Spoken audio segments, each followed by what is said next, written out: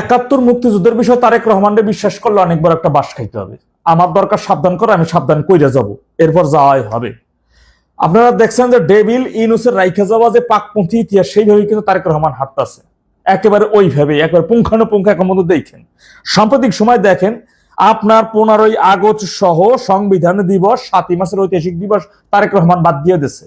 Devil Yunus ক্ষমতায় এসে সে যেমন 71 মুক্তিযুদ্ধকে মুছে দেওয়ার জন্য রিসেট বাটনে চাপ দিছিল, ঠিক তেমনি ভাবে তারেক রহমান ঘোষণা দিয়ে না 71 মুক্তিযুদ্ধ এবং মুক্তিযুদ্ধের ঐতিহাসিক সত্যগুলা মুছে দেওয়ার জন্য এটা সে ঘোষণা দেয় না, কিন্তু এটা সে মনে মনে রাখছে। কিভাবে তার বাপরে এস্টাবলিশ করা যায়, তার বাপরে অনেক বড় কিছু ধুমরা সুমরা বানা যায়, স্বাধীনতার ঘোষক। তার মায়ে যেমন ডেভিল ইউনূসকে দিয়ে তার জামাই স্বাধীনতার ঘোষক বানায়, তারা দিয়ে ঘোষণা দেওয়া হয়েছে, ঠিক তারেক রহমান কি করছে, রাষ্ট্রপতি দিয়ে তার বাপের স্বাধীনতার ঘোষক সেটা বলাই চাচ্ছে। অন্যদিকে দেখেন ঐতিহাসিক সত্য দিবসগুলো কিভাবে বাদ দিয়ে দিচ্ছে।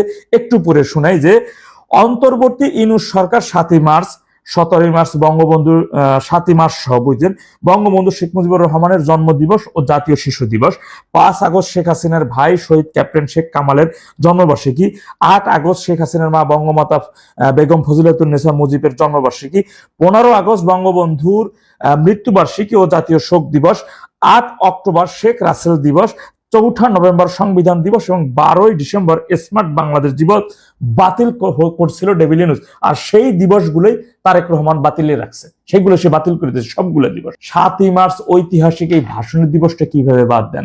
15ই আগস্ট বাংলাদেশের মহান স্থপতির মৃত্যুবার্ষিকী থেকে নির্মমভাবে হত্যা করে যে সেই দিবসটা আপনি কিভাবে বাদ দেন? আপনি 4 নভেম্বর সংবিধান দিবস সেইটা কিভাবে বাদ দিয়ে দেন? দেখেন বাইরে আমরা তারেক রহমান মানে স্বাধীনতা বিরোধীদের সাথে সমন্বয় করে আই হ্যাভ এ প্ল্যান, সবার আগে বাংলাদেশ, এইটা তো আজকে মিথ্যা প্রমাণিত হয়ে গেছে। যেখানে যুক্তরাষ্ট্রের অনুমতি নিয়ে আপনি রাশিয়া থেকে তেল কিনে তাদের অনুমতি লাগলো, বুঝছেন, কিন্তু এর মধ্য দিয়ে প্রমাণিত হয়েছে যে বাংলাদেশের সেটা আই হ্যাভ এ প্ল্যান না। আই হ্যাভ এ প্ল্যান ঠিক আছে, সবার আগে যুক্তরাষ্ট্র তারপরে বাংলাদেশ, প্ল্যানটাই ভেবে যাচ্ছে। সে গত 7ই মার্চে যেভাবে অবরুদ্ধ করে রাখা হয়েছে 32, ঠিক তদ্রুপ ভাবে এখন ডেভিল ইউনূসের রাইখা যাওয়া পাকপন্থী ইতিহাসের ভাবে সে আসতেছে, কিন্তু সে একটু নিবিড় ভাবে তারেক রহমানকে বিশ্বাস করাটা কিন্তু অনেক বড় একটা বাস খাইতে হবে। বিশেষ করে ঐতিহাসিক সত্য ইতিহাসের ক্ষেত্রে তাকে বিশ্বাস করলেই কিন্তু মারাটা খাবো এইখানে। সুতরাং তাকে বিশ্বাস করে না ভাই।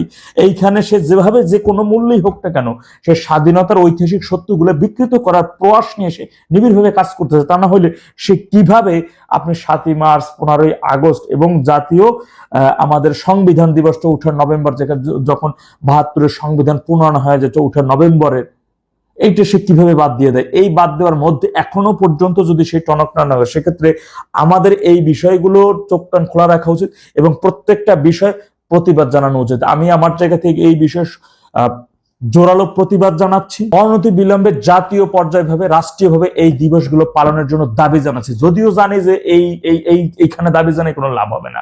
এবং এইটা বিদ্যমান ধরে রাখেন যে ইউনূস যেভাবে ডেভিলে পরিণত হয়েছিল, তারেক রহমানও ধীরে ধীরে সেভাবে ডেভিলের দিকে যাচ্ছে। আমরা সেই বিষয়টি লক্ষ্য করছি। আরো বেশি পর্যবেক্ষণ করুন, আরো বেশি পর্যবেক্ষণ করতে আরো কিছু বিষয়গুলো রয়েছে। তবে আমার মতে আমাদের শুধু পর্যবেক্ষণ করে বসে থাকলে হবে না, যে বসে বসে থেকে পর্যবেক্ষণ। অবশ্যই মনে হচ্ছে যে লগি বৈঠা ছাড়া কোনো বিকল্প হবে না, এটা চিরন্তন সত্য কথা। আসসালামু আলাইকুম।